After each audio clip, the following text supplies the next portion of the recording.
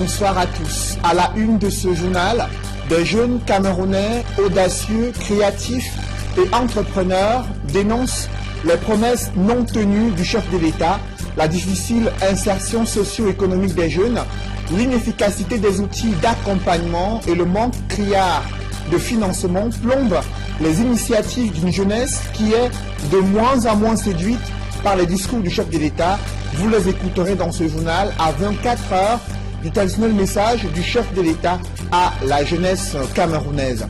Un virtuose de la musique joue son dernier concert pour l'éternité. La levée du corps de Vincent Guigny a mobilisé à Yaoundé la famille des artistes musiciens et des mélomanes. Tous n'ont pas oublié la dextérité de son talent et son rôle dans l'éclosion de nouvelles générations d'artistes musiciens. Vous écouterez des témoignages chargés d'émotions au cœur de ce journal.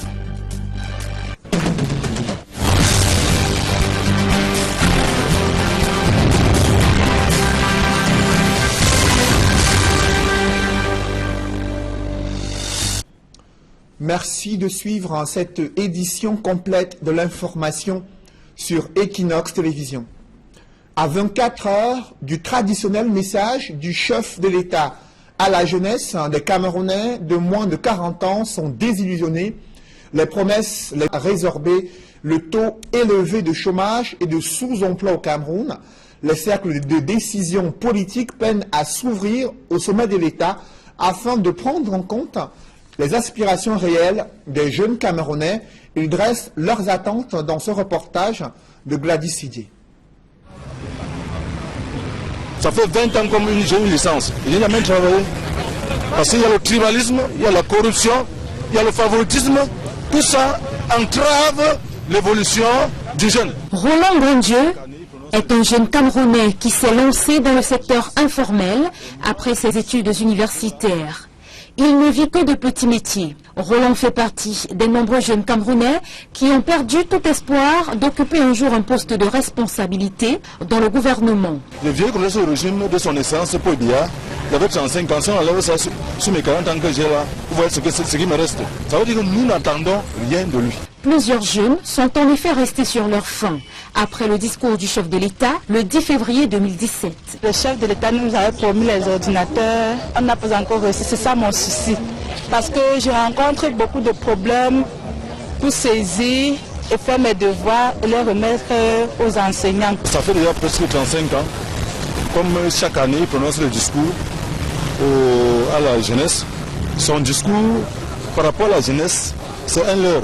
Il ne concrétise pas ses dires. En attendant l'adresse du chef de l'État à la jeunesse, certains font part de leurs attentes. Nous attendons beaucoup de réalisations parce qu'il nous a tant promis.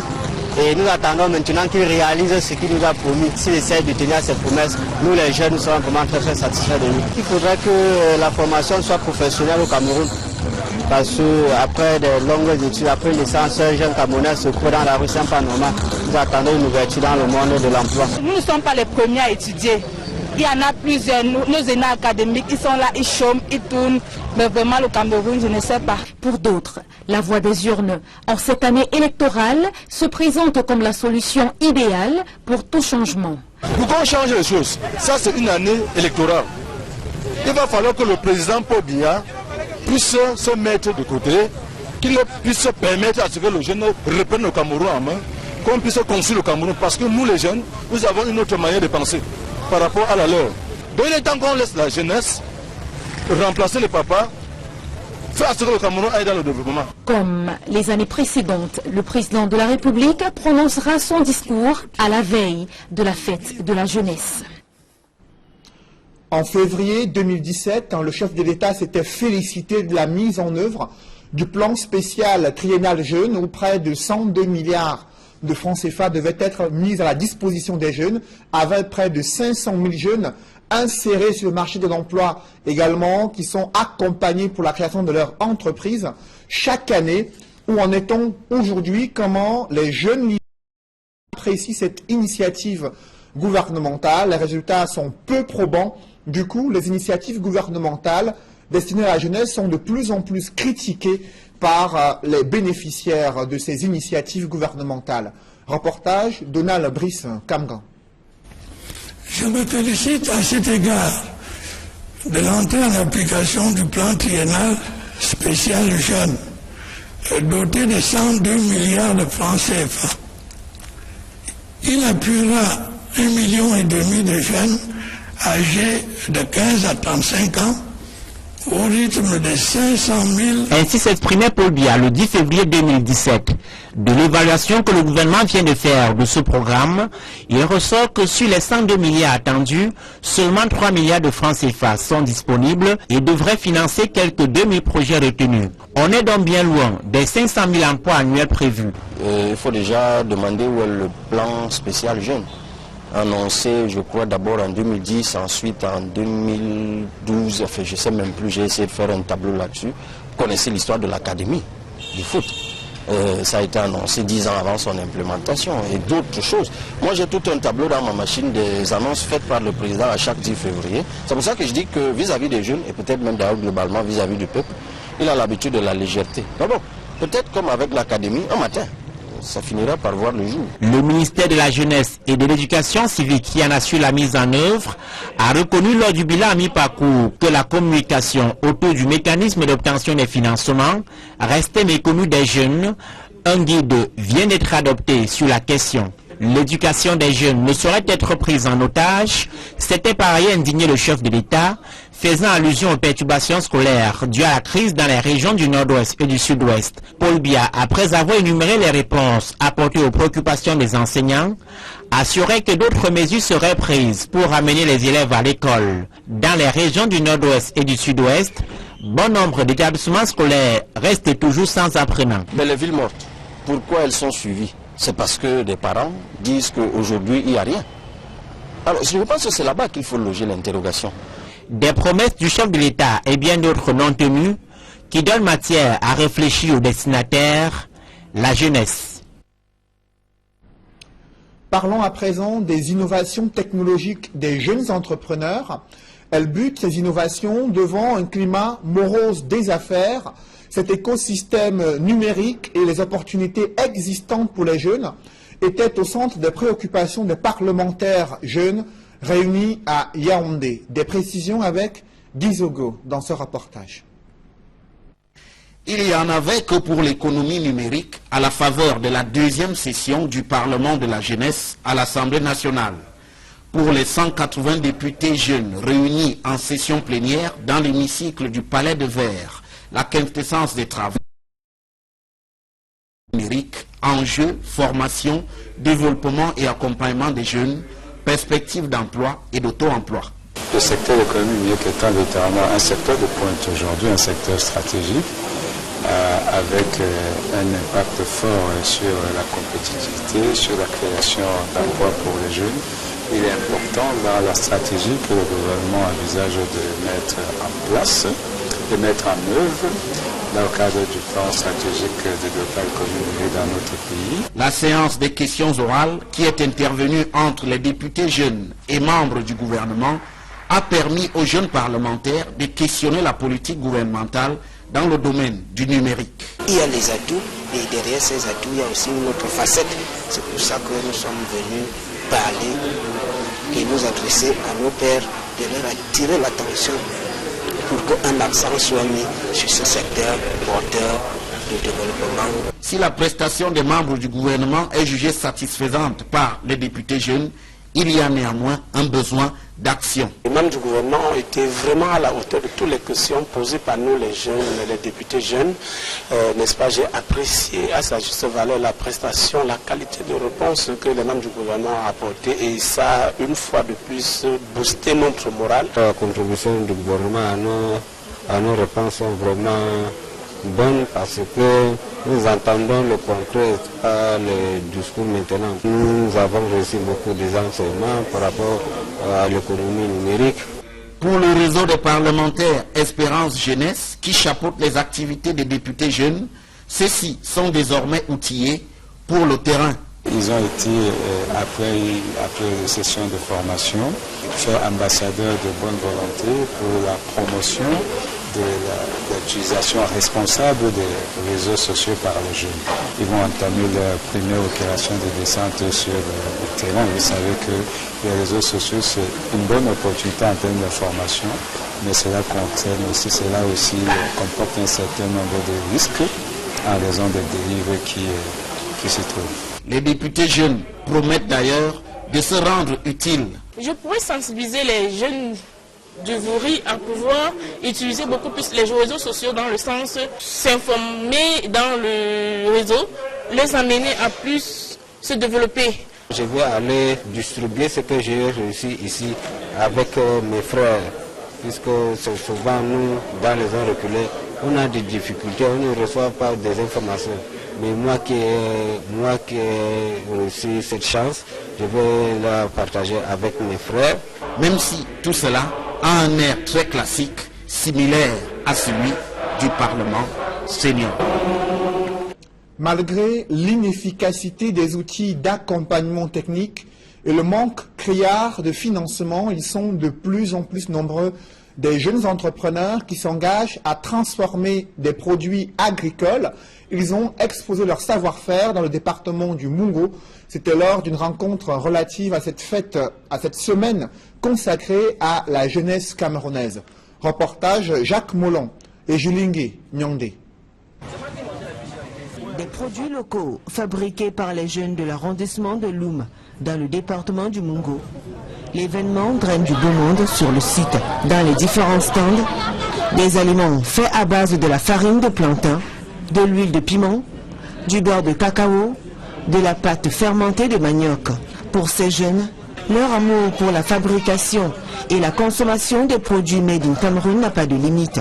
Ils se servent de tout objet, déchets, ordures ménagères et bien d'autres, pour les transformer en produits bio. Nous avons exposé le charbon écologique fait à base des déchets ménagers, les épluchures de bananes, les épluchures de noix de coco, tout ce qui est ordures ménagères, tout déchet qu'on trouve inutile à la maison, c'est que nous avons utilisé pour fabriquer le charbon écologique.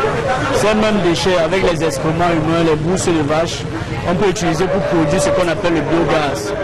Ce gaz qui est conservé dans la chambre à air. Ce que nous avons essayé de transformer ici, nous avons de la farine de plantain, ici de la farine de patate, ici nous avons la farine de manioc. Tous ces gâteaux que vous voyez ici sont faits à base de ces différents types de farine. Ces farines sont fabriquées par nous-mêmes et à la main, 100% bio. Interrogés sur leurs conditions de travail, ces jeunes créateurs ne manquent pas de soulever le problème de financement. Nous sommes un groupe de 50 jeunes. Nous n'avons pas encore eu de financement. Tout ce que nous faisons, c'est avec nos propres ressources. Et tout ce qu'on travaille encore artisanal. Nous avons le manque de fonds, le manque de moyens, le manque de volontariat des jeunes. Et nous n'avons pas aussi l'appui du gouvernement. L'occasion, c'est pour nous d'interpeller l'État afin qu'il nous vienne en aide pour qu'on essaye de valoriser davantage les produits de l'agriculture, consommer purement camerounais. L'autorité administrative présente sur le terrain a pu échanger avec les exposants sans toutefois apporter des réponses à leurs préoccupations. Durant cette semaine consacrée à la jeunesse, ils ont été embarqués dans l'univers de la marine nationale. Des jeunes élèves à Douala qui ont pu découvrir les mécanismes de fonctionnement de la marine nationale, les différents métiers qui y existent et leur rôle clé dans la préservation de l'intégrité du territoire au Cameroun. Des précisions avec Mathilda Kemazou et Julienne Berthebissaï. À l'occasion de la 52e édition de la Fête nationale de la jeunesse, la Marine nationale ouvre ses portes aux jeunes. Une occasion pour ces derniers de se frotter aux réalités de ce métier, parfois considéré comme inaccessible pour eux. Venus de divers établissements scolaires de la ville de Douala, ces jeunes ont été édifiés au cours des différents ateliers sur les techniques maritimes. Lorsqu'on démarre, voici la place du pilote et voici la place du copilote. Voici les manettes. Les manettes pour mettre la vitesse. Dès que vous appuyez devant, c'est pour faire avancer le bateau en avant. Compris? Et des interrogations ne se font pas attendre. Comment on appelle-t-on les bateaux qui ont des chambres? Donc déjà, il faut savoir que dans un bateau, il peut y avoir des chambres. Ces chambres sont appelées cabines. Au cours de ces portes ouvertes organisées par la Marine nationale, plusieurs bateaux ont fait des rotations avec à bord des jeunes qui étaient à leur premier baptême de mer. Une réussite pour les responsables. Cette journée porte ouverte à la Marine pour montrer le savoir-faire des marins, pour montrer l'importance de la mer. Parce qu'au jour d'aujourd'hui, il n'est pas caché que 80% des échanges passent par le plan d'eau. Et la mer est pour nous un patrimoine non seulement culturel, mais un patrimoine également économique, et nous en sommes fiers. Nous sommes fiers d'avoir une mer sécurisée, nous sommes fiers d'avoir une mer qui est une source de richesse pour le Cameroun. Il est donc important que des jeunes sachent que nous avons cela. Les élèves qui ne sont pas prêts d'oublier cette expérience partagent ici ce qu'ils ont retenu. J'ai retenu qu'il y avait plusieurs types de secours pour les blessés, comme les premiers secours qui accouraient lorsque j'étais en guerre et que le premier secours venait pour le soigner. Et dès que j'avais fini de le soigner, il repartait à la guerre. Il faut dire que le rendez-vous est donc pris pour l'année prochaine. Toujours en milieu jeune, des jeux de hasard qui sont devenus la principale attraction des jeunes élèves à Koutaba, dans le département du Noun. Le taux de déperdition scolaire a grimpé en flèche. Des parents d'élèves pointent du doigt la prolifération de ces jeux de hasard dans la localité de Koutaba. Des machines ont été saisies lors d'une descente musclée des autorités locales. Mama Soufor, Dalaskana et Jean-Paul Chouniat. Le phénomène des jeux de hasard clandestins a pris des proportions inquiétantes dans le département du Noun. Des machines à sous installées dans des débits de boissons et aux alentours des établissements scolaires, avec pour cible des élèves en quête de gains faciles. On ne fait tout ça, il faut qu'on enlève tout ça ici là. Ça empêche des enfants de ne plus apprendre des fautes. Ce n'est pas bien. Où je suis là, pour trouver la monnaie de 500 francs, tu parcours même des kilomètres, tu ne peux pas. Ces gens, au nom des Chinois, ils sont venus nous détruire ici au Cameroun. Les multiples plaintes des parents ont poussé la compagnie de gendarmerie de Fumban à saisir ces machines dans l'arrondissement de Koutaba. On nous fait savoir que ce sont les appareils des Chinois. C'est près de 13 ou 15 appareils. C'est seulement pour l'arrondissement de Koutaba. Et il y en a comme ça, près de 500 dans le Noun. En plus des missions régaliennes de lutter contre l'insécurité et assurer le maintien de l'ordre, il s'agit pour la gendarmerie nationale d'éradiquer des fléaux à même de détourner la jeunesse de son rôle de fer de lance de la nation. Dans cette croisade contre les jeux de hasard, le commandant de cette compagnie précise le sens de l'opération ainsi engagée. Il ne s'agit pas pour nous de lutter contre ceux qui font le jeu de hasard. Il s'agit pour nous de lutter contre ceux qui sont dans l'illégalité, dans la clandestinité. Parce que pour faire cette activité, il faut avoir un agrément. Après l'agrément, il faut payer les impôts. Pour la continuité de cette action, le capitaine Diapa Idrissou a instruit tous les commandants de brigade de sa compagnie d'étendre l'opération à tout le département du Noun. Selon des sources dignes de foi, les opérateurs chinois propriétaires de ces machines collecteraient les pièces de 100 francs et 500 francs pour les faire fondre avant exportation vers la Chine.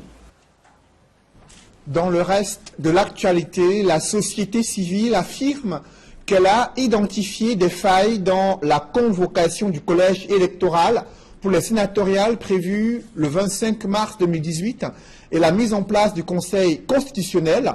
Elle était face à la presse à Yaoundé. Compte rendu, Gizogo.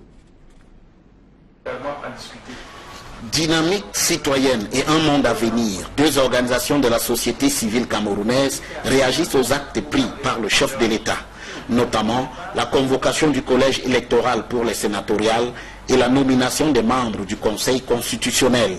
Au cours d'une conférence de presse à Yaoundé, Jean-Marc Bikoko et Philippe Nanga soulignent le caractère précipité des décisions du chef de l'État. Pour nous, Dynamique citoyenne, les actes d'hier, dans leur précipitation, suscitent de nombreux questionnements auxquels les gouvernants doivent apporter des réponses. Pourquoi, rapidement, une cour constitutionnelle, sans respecter la procédure, Pourquoi la convocation d'un corps électoral? Pour entretenir l'illégalité. Au sujet de la convocation du collège électoral pour les sénatoriales, il dénonce son caractère illégal du fait qu'une fois de plus, les conseillers régionaux sont exclus de ce scrutin. Le corps électoral est constitué des conseillers régionaux et des conseillers municipaux.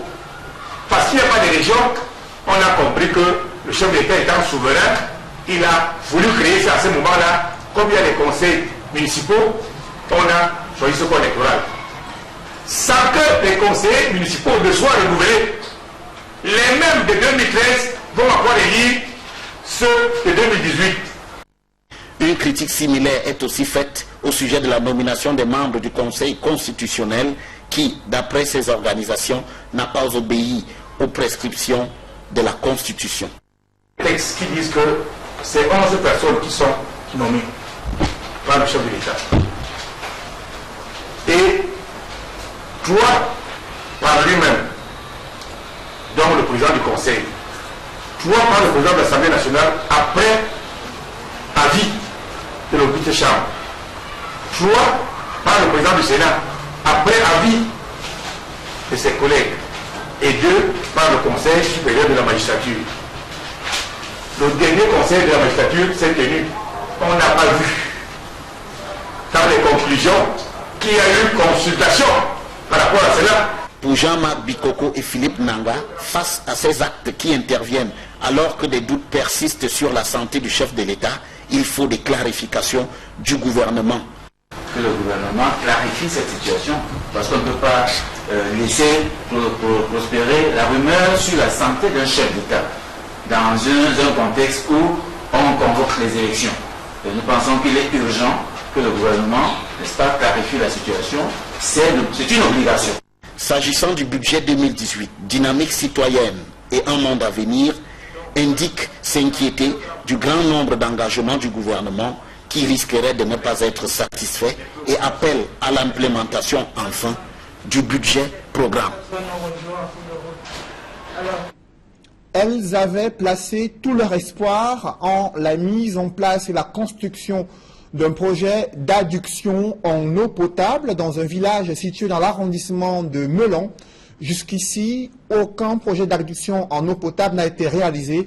Du coup, les populations bois du Noir elles sont contraintes de parcourir des kilomètres pour se ravitailler en une eau de qualité douteuse. Certaines d'entre elles soupçonnent des détournements de fonds relatifs à ce projet d'adduction en eau potable. Des précisions avec Cyril Diemba et Étienne Pascal Azégué. C'est avec beaucoup d'amertume que les populations du village Ninon 1, dans l'arrondissement de Melon, parlent du projet d'adduction en eau potable, qui devait pourtant mettre un terme à leur calvaire dans la recherche du précieux liquide. Le village a bénéficié depuis 2016 d'une adduction d'eau potable dans l'un de mes quartiers d'un montant de 48 900 000 francs. À ce jour, les travaux ont été mal exécutés, ce qui fait que les populations ne bénéficient pas de cette aide qui a été donnée par le chef de l'État. À défaut de l'eau potable, qui devrait pourtant couler de ces robinets, rester résolument au sec, les habitants de Ninon sont contraints à consommer une eau colorée qu'ils recueillent au sommet de la colline après avoir bravé un sentier tortueux et jonché de boue et de pierres. Le projet d'adduction en eau potable, qui devait être livré en 2016 et au terme de 4 mois d'exécution, comme cela est d'ailleurs mentionné sur cette plaque de passation de marché avec la mairie de Melon. Un projet qui a été mal exécuté. Vous voyez que le château est en aval. Comment l'eau, par système de vase communicant, comment l'eau peut donc circuler? Les bonnes fontaines ne peuvent pas couler. L'eau qui coule et sort du captage là, ça devait entrer dans le château. Mais quand ils se sont rendus compte que le château ne peut pas fonctionner, ils ont donc bloqué ici et ils ont fait un embranchement en direct, donc une canalisation. L'eau ne transite pas par le château. Comme vous pouvez voir, constater vous-même. À Ninon 1, on souhaite que la lumière soit faite sur cette affaire qui pue le détournement de fonds publics à distance afin que les responsabilités soient établies. Donc nous interpellons les pouvoirs publics qui puisse mettre, n'est-ce pas, sur le terrain une mission de contrôle pour pouvoir vérifier effectivement que cette adduction d'eau n'a pas été réalisée dans les normes de l'art. Et des informations nous parviennent que le chantier a été réceptionné dans les bureaux. En attendant que les responsables soient démasqués, à Ninon, on continue de s'abreuver à des sources et des puits non aménagés. Sur le marché de la sous-traitance industrielle, les rapports sont toujours conflictuels entre les PME et les grandes entreprises. La faute aux mésententes sur les standards des prestations à réaliser. Un forum s'est tenu à Douala afin de pouvoir harmoniser les bonnes pratiques pour améliorer la présence des PME locales sur le marché de la sous-traitance industrielle. Des précisions avec Mitterrand Dame et Donald Brice Kamgan. Le cadre réglementaire de la sous-traitance au Cameroun laisse voir une dizaine de textes de loi et de décrets à côté d'une dizaine d'administrations régulatrices. Pour les petites et moyennes entreprises, cet armada institutionnel est touffu et ne leur donne pas la possibilité de tirer l'épingle du jeu lors des prestations qu'elles offrent aux grandes entreprises. Tout ceci ajouté au désaccord sur les capacités techniques, à la qualité et au délai des prestations des PME, finissent de pourrir leurs relations avec les donneurs d'ordre que sont les grandes entreprises. Ce sont toutes ces préoccupations qui sont en débat au forum qu'organise la bourse de sous-traitance et de partenariat à Douala. Les PME en conviennent, il faut opérer un sursaut qualitatif dans les prestations. Nous avons l'encadrement à travers nos partenaires qui nous aident au développement, l'Agence française de développement, la JICA, le projet japonais, le programme Impretec avec l'ONUDI par exemple, qui aide à améliorer les capacités techniques des petites et moyennes entreprises. Entre autres préoccupations des PME, les grandes entreprises, quant à elles, doivent s'efforcer de payer dans les délais les prestations. Les participants au forum proposent donc une charte de la sous-traitance pour le Cameroun, une sorte de code de bonne conduite consensuelle entre grandes et petites entreprises. Les entreprises, les organisations patronales, les chambres consulaires, la chambre de commerce, les associations d'entrepreneurs se mettent ensemble en fonction de la pratique et décident d'adopter une charte de bonne pratique conformément à ce qui se fait sur le terrain. Et cette charte, qui ne peut que relever du consensus, aura tendance à être mieux appréhendée qu'une loi. Le document qui sortira des travaux de Douala posera les jalons d'une loi éventuelle et sera proposé au gouvernement. Sur son nom attribué à un carrefour dans la capitale économique du Cameroun, il y a l'histoire d'un célèbre commerçant qui continue d'être raconté à Kayo-Eli, aux frontières entre le 1er et le 2e arrondissement de Douala. L'illustre personnage est décédé, mais son histoire, sa légende et les rapports qu'il entretenait avec les populations continuent d'être racontés dans les rues du carrefour Kayo-Eli. Évocation avec Donald Anoujwa. L'histoire du carrefour Kayo-Eli est liée à l'implantation d'une alimentation du même nom au quartier Bali à Douala. Papa Kayo s'installe ici dans les années 60. Papa Kayo a commencé avec ce qu'on dit communément une échoppe. Son épouse vendait parallèlement de l'huile. Et quelque temps après, Papa Kayo a grandi et après c'était une alimentation appelée à l'époque Sitepka. De par sa position géographique, l'alimentation Kayo-Eli deviendra plus tard un site de référence dans la capitale économique. Papa Kayo à l'époque rivalisait ainsi Madame Buzi qui était de l'autre côté de ma droite là. Et après Sitepka, Papa Kayo a commencé par faire de l'industrie avec d'abord une boisson gazeuse et après il embouteillait du vin rouge. Et ainsi l'alimentation a grandi et a retrouvé le nom alimentation Kayo-Eli. Voilà comment le carrefour a épousé finalement le nom carrefour Kayo-Eli. Au Augustin Paguet est horloger. Il se souvient de son installation au carrefour Kayo Eli. Non, je suis arrivé chez Kayo Eli de 671. On appelait déjà alimentation Kayo Eli. La maison qui est derrière 3 niveaux là n'était pas construite. Il y avait seulement l'étage qui est devant, un niveau. Alors, je me suis installé là comme horloger. Et c'est avec beaucoup d'émotion que ceux qui ont connu l'homme Kayo Eli saluent sa mémoire. Je regarde de ce papa un papa gentil, jovial avec la jeunesse et même avec les adultes. Aucun problème avec le papa Kayo. Kayo Eli, c'était un monsieur comme on vivait comme la famille. Hein? Moi, je prenais tout ce qu'il faut là quand j'avais besoin, à crédit pour payer après. L'alimentation fermée de nos jours a laissé à la postérité le célèbre carrefour Kayo Eli à Douala. À peine élu à la tête des clubs d'élite, Franck Hapi transforme l'association en syndicat. Les objectifs du PCA de l'Union de Douala sont clairs, défendre les intérêts des clubs de football lors des prochaines batailles pour professionnaliser davantage le football camerounais. Emmanuel Diop et Aïk Cyril. La commission électorale ad hoc de la SEC déclare vainqueur le candidat Franck Hapi. Franck Hapi est le nouveau président de l'association des clubs d'élite du Cameroun, ASEC. Le PCA de l'Union de Douala a remporté l'élection face à Jérôme Komé Max, président de Dragon de Yaoundé.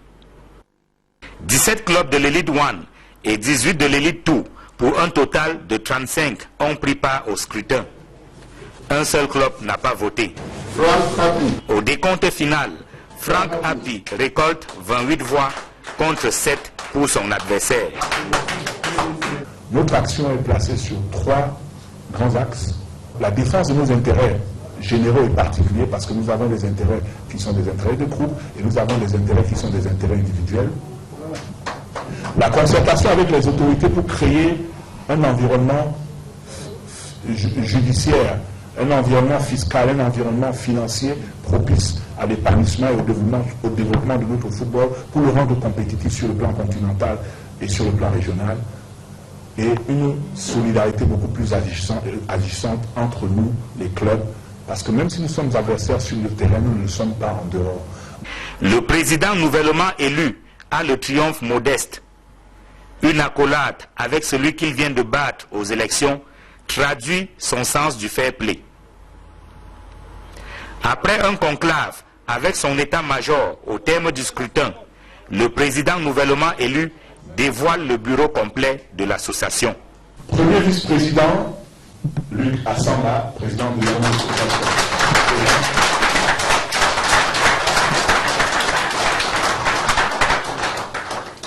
Deuxième vice-président, le président Emmanuel Leboudulisor. Au total, c'est une équipe de 20 personnes à laquelle on pourrait ajouter Isaïe Ngale Nemangou, premier vice-président sortant, président par intérim, désigné membre d'honneur. Et le défunt patriarche Émile Onambele Zibi, nommé président d'honneur à titre posthume. Afin de mieux défendre les intérêts de ses membres, l'association des clubs d'élite du Cameroun, ASEC, devient syndicat des clubs d'élite du Cameroun, SISEC. Sauf changement de dernière minute, les premières affiches de la Ligue 1 de football sont connues et le match programmé pour dimanche prochain selon une programmation faite par la Ligue de football professionnel du Cameroun. On fait le point avec Étienne Pascal Azégué. La date du coup d'envoi du nouveau championnat Elite 1 2018 a été confirmée mardi par les administrateurs de la Ligue de football professionnel du Cameroun. Ils ont tenu une réunion statutaire au siège de la Ligue à Yaoundé. Le communiqué publié à l'issue de cette réunion indique que la première journée se jouera en 3 temps. D'abord, ouverture solennelle le dimanche 11 février au stade Omnisport de Limbé avec à l'affiche Fouché FC de Djiko Banjoun contre APGS d'Info. Suite lundi 12 février avec 6 matchs au programme, à savoir Le nouveau promu Fofo Club de Baham va accueillir Coton Sport de Garoua. L'Aigle Royal de la Ménois attend de pied ferme Bambuto Zumbuda dans un duel régional. Lyon Sport Academy de Bamenda offre l'hospitalité à un nouveau promu en Élite 1 qui est Yaoundé Foot, ancien FC Yaoundé 2. Dragon de Yaoundé va accueillir UMS de Loum et As Fortuna de Yaoundé, à notre nouveau promu, va jouer contre Unisport du Onkam. Et Stade Renard de Melon affrontera l'Union Sportive de Douala. Les deux dernières rencontres de cette première journée, à savoir Moussa de Douala contre Colombe Sportif du Dja et As Football Club de Douala contre Edis pour la Léquier, ont été reportées à une date ultérieure. En raison de l'engagement, ce même week-end, de Moussa de Douala et Edis pour la Léquier en Coupe africaine interclub. En outre, les stades et arbitres de cette première journée seront désignés plus tard. Vous savez qu'en raison de la fermeture de certains stades, en vue de la Coupe d'Afrique des Nations 2019, beaucoup de clubs sont contraints de déménager et jouer leur match à domicile ailleurs. Par exemple, l'Union Sportive de Douala va recevoir ses adversaires au stade Mouliko de Boya, alors que Moussa de Douala a choisi de continuer à recevoir ses adversaires au stade Omnisport de Limbé. Les clubs qui sont obligés de changer de stade d'accueil sont Coton Sport de Garoua, Union de Douala, les Astres de la même ville, Fofo Club de Baham, Bambuto Zumbuda et New Stade de Douala. Dans la foulée de son conseil d'administration, la Ligue de football professionnel du Cameroun a aussi dévoilé tout le calendrier 2018 du championnat d'Élite 1, qui compte au total 32 journées. La date probable pour la fin du championnat est fixée au 15 juillet 2018. Les classicos ou les chocs très attendus interviendront à la deuxième journée pour Union contre New Stade de Douala, Aigle contre Union à la troisième journée, Union contre Coton Sport à la sixième journée, Union As à la septième journée, Unisport Union à la huitième, UMF Futur à la huitième journée, UMS également contre Coton Sport à la neuvième journée, ou encore le choc de la dixième journée qui va opposer Unisport à UMS de Loum, Aigle à Unisport du Onkam, et enfin le très attendu Union Bambuto Zumbuda à la 11e journée. La fin probable de la phase allée est fixée le 29 avril 2018.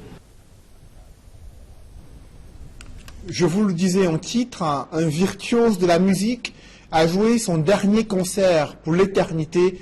La levée du corps de Vincent Guigny a mobilisé la famille des artistes, musiciens et des mélomanes à Yaoundé. Tous n'ont pas oublié la dextérité de son talent et surtout son rôle dans l'éclosion de nouvelles générations d'artistes musiciens sur la scène du showbiz international.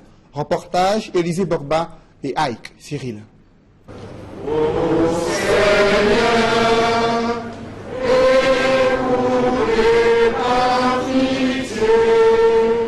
Vincent Guigny Forever, l'artiste musicien camerounais décédé le 8 décembre dernier, entame son dernier voyage par la mise en bière et la levée de corps à la morgue de l'hôpital général de Yaoundé. Il n'est pas à subir de châtiment pour ses fautes, puisqu'il avait le désir de garder ta volonté. Les pouvoirs publics, représentés par le ministre des Arts et de la Culture, le ministre de l'Agriculture et du Développement rural et bien d'autres personnalités, rendent hommage à un digne fils de la nation, tandis que les artistes pleurent un collègue décédé. C'est pas toujours facile de voir un frère, un confrère, et je dirais même un promotionnel partir, parce que ça me rappelle beaucoup de choses. C'était un maître qui n'a rien demandé, et un maître pour ceux qui sont un peu avertis, un maître qu'il fallait suivre. Perdre à mon compte Vincent Guigny, c'est une très grosse perte. Il reste combien de personnes? Il n'y a que le grand Manu du Bangoko, nous restons avec d'autres.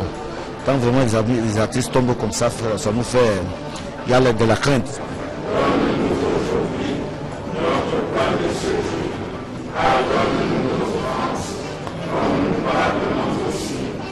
Né en juin 1952 à Obala, département de la Léquier, région du centre, Vincent Guigny devient plus tard un virtuose de la musique, notamment de la guitare.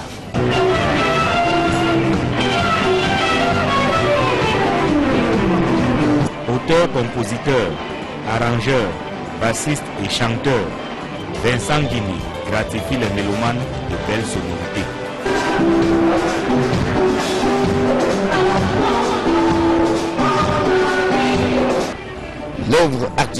Vincent Guini a fait rayonner non seulement le Cameroun, mais l'Afrique à travers le monde entier. Par conséquent, son départ est d'un éclat qui le domicilie dans l'éternité. Il est éternel. Ancien directeur musical de Manu Dibango, Vincent Guini quitte la scène et laisse un grand vide dans la famille artistique camerounaise. Un jour, à l'Est au Sénégal, il est venu, il voulait rentrer dans ses fonds. Il a trouvé que le directeur général n'était pas là, ni le président de Somba. Il est resté assis sur un banc dehors. Pour un grand artiste comme lui, ça nous a marqué tous. Je ne sais pas si les mots sont assez suffisants pour dire réellement ce qu'il perd. Parce que, vous savez, un artiste, tout se passe dans la tête, tout se passe en esprit. Fondateur de son propre label, Vincent Guini Records, le célèbre guitariste laisse à la postérité des albums à succès à l'instar de Symphonie Bantou, sorti en 1994, Mesigme Bamba en 1997, Sunshine Day en 1999, Traveler en 2002 ou encore Douma, sorti en 2007.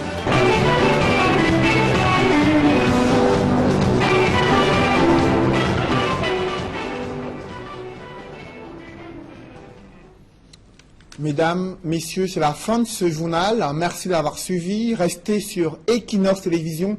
Juste après cette édition du 20h, deux grands rendez-vous. Le premier, tendance économique, qui interviendra juste dans quelques secondes. Et autour de 21h, l'émission Horizon Sport, présentée par Étienne Pascal Azégué. Bonne soirée sur Equinox Télévision.